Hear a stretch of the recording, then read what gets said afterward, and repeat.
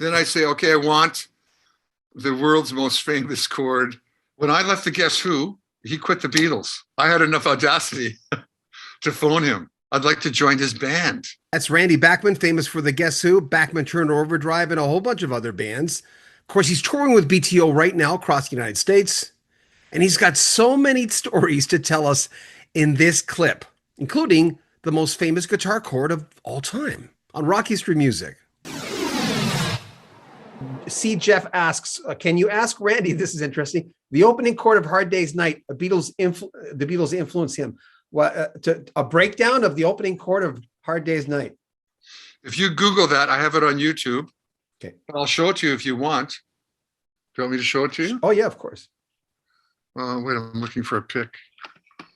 Here you are in a guy's studio and he doesn't have a pic. You're in the Lower Mainland, right? Yes, I got invited to the studio by Giles Martin, who had come to my flat. I had a flat in London. We have the same chiropractor. So I'm going in, he's coming out. Hi, man, how you doing?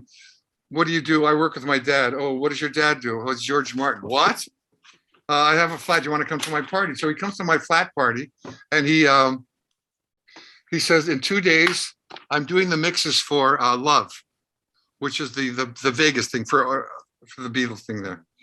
And you want to come to the studio? I've got the whole suite. And I go, wow. So I go down to the studio and he says everything. And there's 2 guards at the studio, like with guns on the door. There's people that are from Japan taking pictures. A tour bus has arrived. So I say to him, I want to hear John Lennon alone. I want to cry. So I heard the news today, oh boy. Just John Lennon alone with a little echo. And I'm in tears. Let me tune this. Then I say, okay, I want the world's most famous chord, Hard Day's Night. So I'm playing this on a Gretsch, Country Gentleman. I don't have a Rick 12 string here, it's out in my studio. So if you get a Rickenbacker 12 string, it's strung upside down. Most 12 strings have the high string first, then your octave, high octave.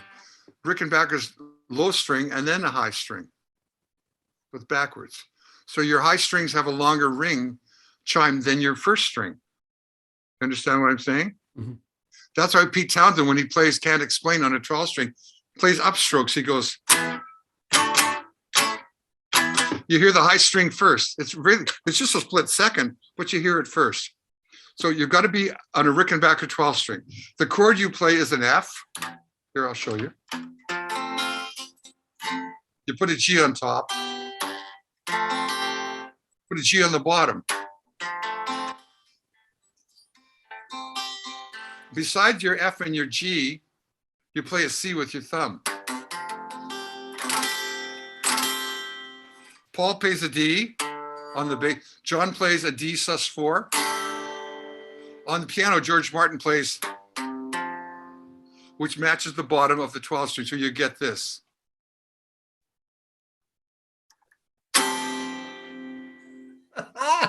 Also, that's the end of the song over the F chord. So if you Google that, you'll hear the whole thing. I did it live at a show in Toronto. Did you meet any of the other guys? Pardon me? I know you worked with Ringo. Did you meet any of the other guys? You meet Paul or no? I spoke with George on the phone a couple of times. I never met Paul, and I unfortunately never met John. What were you talking shop with George? When I left the Guess Who, he quit the Beatles. If you saw that documentary. Yeah. I had enough audacity to phone him. We shared a publicist at the time, Richie York, who you might have known, in Toronto, wrote for Billboard and a lot of magazines. And Richie York was like talking to me, even though I'd left the Guess Who. He's trying to, as was Larry LeBlanc, trying to find out the real story. So Richie York calls me up to get a quote on why I've left the Guess Who and what I'm doing. And I'm going to the hospital for gallbladder gallbladder treatment. And he says, George just quit the Beatles and he's jamming with a band in his Friar Park house. And I said, Richie, would you give me his phone number? I'd like to join his band.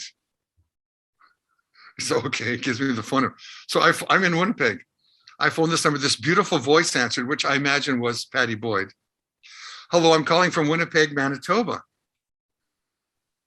Is that where Winnie the Pooh's from? This is what she asked me. And I go, yes, yes, because Winnie the Pooh's named after Winnipeg, and he's in the London Zoo called Winnie the Pooh, named after Winnipeg. And I go, yes, yes. Is this Patty? Can I talk to George? Well, he's out in the garden with a bunch of musicians. It'll take me a while to get him. So I say, okay.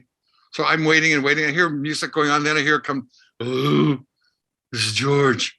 Hi, George. My name's Randy Bachman. I just left the band called The Guess Who. Yes, I know American Woman. Yes. But you're starting a band. Can I come over there? Well, we've already got my buddy Eric playing in the band. I said, okay for that. And he was very nice. And many years ago, I went to Liverpool because a friend of mine was doing Let It Be there, the Beatles stage thing. And he did it on John Lennon's birthday. So I went there for John Lennon's birthday. I met John Lennon's half-sister. She gave me his glasses. I had his favorite birthday cake, which was a brownie with walnuts in it because he didn't like cake. And I went to the whole Beatles thing there. And then I thought, well, John has turned 75. When is George? George turned 75 2 years later. I did an album called By George, where I took all my favorite George songs and re-envisioned them as a tribute, as a songwriter to a songwriter, that I could take something the way she moved and do it like Robin Trower did Bridge of Sighs. Or I could take this particular George song and do it like a ZZ Top LaGrange and really play tribute to him as a songwriter, not try to copy what he did, because you can't do any better than he and the Beatles. You can't, the magic only happens once, right? It comes out of the bottle, that's the trick. They may see David Copperfield do his trick 3 times. You figure out how he's done it, right? It's over. So that's like the whole story behind that thing. So he's recording All Things Must Pass, and he leaves like the guys from Badfinger are there, and yeah, jeez, that's crazy. Here's another thing. You asked me how, if you don't ask, you'll never get. Okay. If you ask somebody, they go, oh, we didn't know you cared about that. Oh, we didn't know you wanted. Sure, you can have that, no problem. I start Vinyl Tap again March because I asked. I got canceled from CBC after 15 rocking years where I was top of the network, got canceled by the new guy who came in. I did an article because somebody asked me from the Globe and Mail and the Star, what's happening with your show? And I said, if anybody out there wants the show, ask me. And I'm now appearing on Classic Rock Network right across Canada on 4 different classic networks. I can't name them, but you know what they are. For the first time, they are not fighting. They're getting together. And on Saturday night from 7 to 9, Randy's Vinyl Tap is back. I'm recording them right now. I'm canning them because in March or April, I might be going to Japan and have to isolate there because we're doing the Gretsch trade then. So I'm biding my time and working here in my home studio, doing all this stuff. So when COVID came, it was a great opportunity for me to do Bachman and Bachman with my album, with my son, to do an album of all new stuff, for this Gretsch thing to come out. Now it's being a documentary being shot, for me to live into this beautiful place. You can see outside where I live. Holy I'm snap, in the water here outside of Sydney, BC, with boats out there and fishing and stuff. I'm in, and it's 51 above here today. With my own little home studio. I recorded the album, amazingly enough, in Seattle at Bear Creek Studios with Ryan Hadlock, whose father was a piano player with Norman Durkee back in Taking Care of Business. They did commercials together. And Ryan Hadlock produced the Lumineers, Hey Ho Hey, and Brandy Carlisle. And we went there in June, Tal and I, we did our album there at Bear Creek Studios, which is where Woodinville, it's in Woodinville, which is where I did the Seattle Pop Festival in 1969. So for me, it was a return to this weird, well, here I am in Woodinville. Wasn't the Seattle Pop Festival in that field? Yeah. Who was on Seattle Pop 10 years after? Led Zeppelin, their first tour, Sly and the Family Stone, The Byrds, the Guess Who were on all 3 days, Bo Diddley, Chuck Berry, Jerry Lee Lewis. It's a Beautiful Day, Chicago Transit Authority before they were Chicago. This is now going to be part of my new radio show, telling my history, like I just told you, from the age of 5 on violin to discovering, because people are saying, who in the F are you? How can you do this show? I've been on the road since I'm 16, 17. I backed up the Crystals, the Ronettes, the Kingsmen. I've played on shows with everybody. I have a story about them that you've never heard yet, just like I've told you now. So I tell the story about meeting Duke Ellington, which is like cool. I mean, you know what I mean? A lot of people don't know who he is, or Frank Sinatra, or hanging out with Jimmy Page and wanting to play my guitar and me wanting to play his. Me playing with Robert Plant and Jimmy, and I'm playing with Bo Diddley saying, hey, Bo, I brought you something. I brought you the poster from the Seattle Pop Festival, which shows your grandkids that you played with Led Zeppelin and 10 Years After and Sly and the Guess Who. Oh man! And both I take the same poster and show it to Robert Plant and Jimmy Page, who want to show their kids that and their buddies. They played with Bo Diddley and Chuck Berry. Everybody wants everybody's thing. So these stories go on in my life. That my New Young story starts when we were 14 or 15. It goes on when I recorded Prairie Town with him. It goes on when he sent me an email a month ago saying, glad you got your Gretsch back, man. Keep me in on your Gretsch thing. We all are connected through these wonderful internet, basically.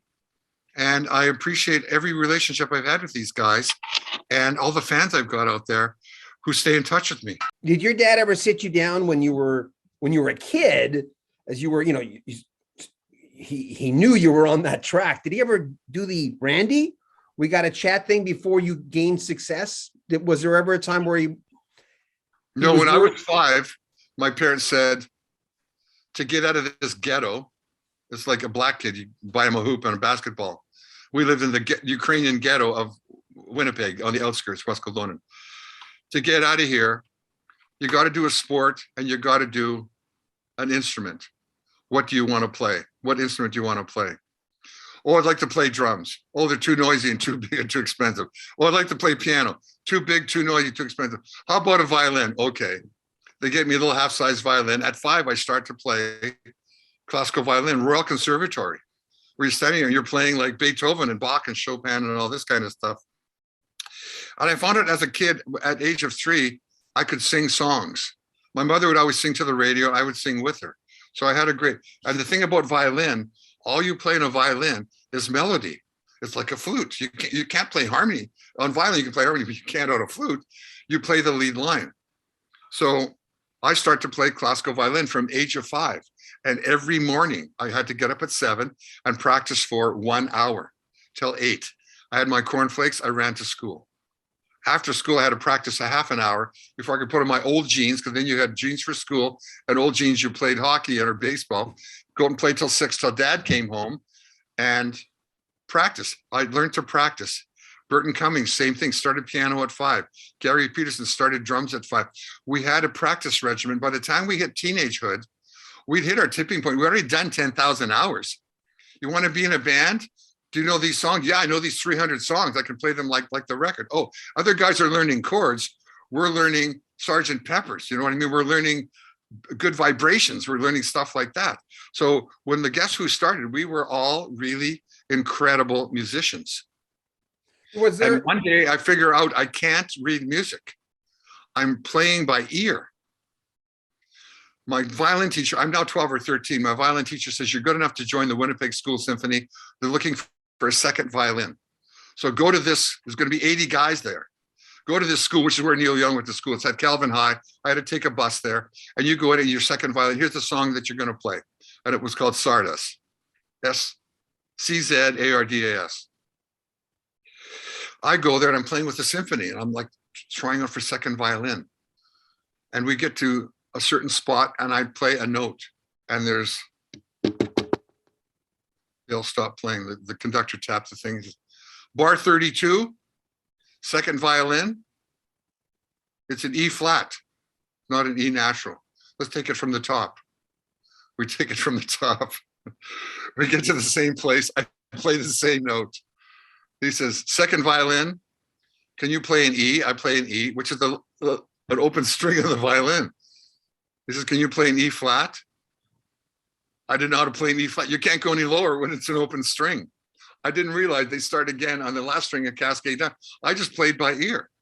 So the whole symphony is laughing at me in tears. I pack up my violin. I say, I'm quitting. I'm never going to play violin again. This is Saturday morning. I go home. The next day on Ed Sullivan, I see Elvis and I go, what's that? It's a guitar, it's rock and roll, it's wild. I want to do that. Who do you know with a guitar? Oh, your cousin has a guitar. Bam, I get a guitar. I play lead on a guitar. That's what I played on violin. I hear a band in Winnipeg called Alan and the Silvertones needs a rhythm guitar player. Jim Cale called me, the bass player, and says, can you learn the rhythm to all these Shadow songs and Ventures and Dwayne? I said, of course. I go to the first rehearsal. I'm playing rhythm. The lead guitar player breaks a string. I finish playing lead. They go, you play great lead. Do you want to be lead guitar? I said, that's why I came. I played lead ever since. I'm shaking all over and I'm still playing lead guitar. So look, having played the violin, though, I mean, and pardon my ignorance, but everyone says the violin is incredibly hard to play. But having been a violin player, was that like a real kickstart into guitar? Yeah, because you play melody and you learn to play with guys. You end up playing alone or with a pianist who's accompanying you, or you're playing a string quartet or a string quintet, which is like a bass, a cello, a viola, or two violas, and a violin, or two violins and one. So you learn to play in an ensemble. You learn to listen to other parts, and you learn to listen. I am the top line, which is what they call dance guys. I'm the top line. I am the leader of this thing. Whatever I play, these guys follow. I go up, I play faster and harder. They play faster and harder. I'm the Duke Ellington up there who's like directing the band, or the Elvis or whatever. I've just had a miraculous life that has led. And in grade 1, I've been playing for a year now. I'm 6 years old. Grade 1, the teacher has to do, there's 35 kids in a room. She has to do a seating plan. So she goes to row 1, seat 1. What's your name? What do you want to be when you grow up? And what does your dad do? Well, my name is Iris Freeman. I want to be a nurse. My dad is a doctor. My name is Randy Bachman. I'm a musician. But what do you want to be when you grow up? I'm a musician. Yes. What does your dad do? He makes eyeglasses. What do you want to be when you grow up? I'm a musician. I run home in tears. This is the first day of school. I run home in tears. I lived a block and a half from the school. I run home from the school. My mother's doing the laundry. Are you out of school already? I said, that's it. I quit. She said, what do you mean? I said, the teacher keeps asking me a question, and I think I keep getting it wrong. I don't want to ever go back to school. She said, it's the first day of school. You got 12 years of this. Get used to it. She takes me back to school with the violin because I tell her what's going on. And I stand up and play for the class. And the teacher says, class, this is Randy Bachman. He is a musician. From that point on. And then I told you the story. I played that for 12, 13 years till I get fed up with it. Realize I'm playing by ear. Because when my teacher would put up a big classical piece, she would play it first. And then say, play along with me. And then she'd say, practice this for a week. And I'd say, why? I already know it. I had a phonographic memory. When I heard a record, I learned it. I learned all the guitar. I learned every single part. And so I've had a really blessed life as far as, and I've said this to many people. There's 2 important days in your life, the day you're born and the day you realize why you were born. And I realized that at age of 4 or 5. Music, music, music. Give me the blanket. It doesn't matter if I'm thrown out of a band or I quit or I'm divorced or I'm broke or I'm making no money a night or I'm making 20 grand or 50 grand a night. It doesn't matter.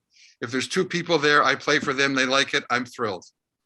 I like what Lenny Breau told you when we talked back when you released the jazz thing album, the jazz album rather. You said that he had told you, there'll always be a better guitarist. Learn to write songs or improve or whatever. That hit a lot of people when I put that up on YouTube. A lot of people said, you know what? That's the most simplistic thing in the world. I don't know why. There's always a faster guitarist. There's always a better drummer. But you listened. It's the Wild West. The gunslinger comes into town and kills the sheriff, or a new sheriff comes in and kills the bad guy. There's always a faster gun. And this was way back in the 60s, right? When I'm hanging out with Lenny Breau. Now you can go on YouTube, and the world's fastest guitar players are 11 years old and they're in Korea and they're doing all these Steve Vai, Eddie Van Halen stuff because it's all there. I had none of that available. I had to buy a record and play it over and over and over and over and figure out, where do you go to find these notes? Where do I go to find these notes? Down there, up there. Oh, it's easier up there. And then you've had to figure out, you bought a record and you learned it frontwards and backwards, A and B side, and then you traded it like a comic book. I would trade Susie Q to my friend and get Hound Dog and Don't Be Cruel at A and B side. And then I would trade that to somebody else and get Guy Mitchell, Crazy with Love and Singing the Blues. You learned all the A and B sides. You learned who wrote them. And then you traded them. And then magically you bought an album that had those 3 singles on, 3 B-sides, and maybe 3 or 4 more songs for $3.98, which is cheaper than buying singles. I'm kind of curious, at what point did you realize, or did you ever realize, that you were really trailblazing something? Was it the Guess Who? Was it the BTO? Well, you don't know because when you're doing it because you're so busy doing it. Yeah. It's only the people at home that read the press. On the road, you're just hit and run in different place every night, and you're trying to contend with the airplanes, the schedules, losing things, being late, doing interviews, doing your gigs, trying to stay healthy, trying to work out, trying not to eat too much junk food, stay off nicotine, stay off caffeine, stay off sugar, and all those things that throw you out of balance. You're just so busy trying to do that and play good each night on relatively little sleep, night after night after night. People that play a concert and then go and say, the guy didn't hit the high notes, they have no idea that the guy's done 50 dates in a row. All you're trying to do is follow your dream and play guitar like Eric Clapton or Jimi Hendrix or Buck Owens, you know what I mean, whoever your idol is, or George Benson or whatever, and get by and hold on to your girlfriend or your wife because you're away a whole lot, and hold on to your family thing and make $1, but make a loony, you know what I mean? It's just, and you don't really realize that you're affecting people's lives. You're just struggling with your own. When it's all done and you look back and people bring you press clippings or somebody sends you a press clipping, you look at it and you go, wow, I did something. But when you're doing it, it's like running a race. You try to stop a guy in the middle of running a race, say, how do you feel? He says, are you kidding? Leave me alone here. I'm running a race. He doesn't know that 3 guys tripped or that he fell and got up, but he's still in the lead, or that he's got an ache or a pain or it's raining out or whatever. I'm in the race. I'm running. Leave me alone. Remember, if you want to support the channel, there's a PayPal link at the very top of the description. Like our videos, comment on them, subscribe to our channel, and share them on social media. I'm John Bowden. This is Rock History Music. Take care.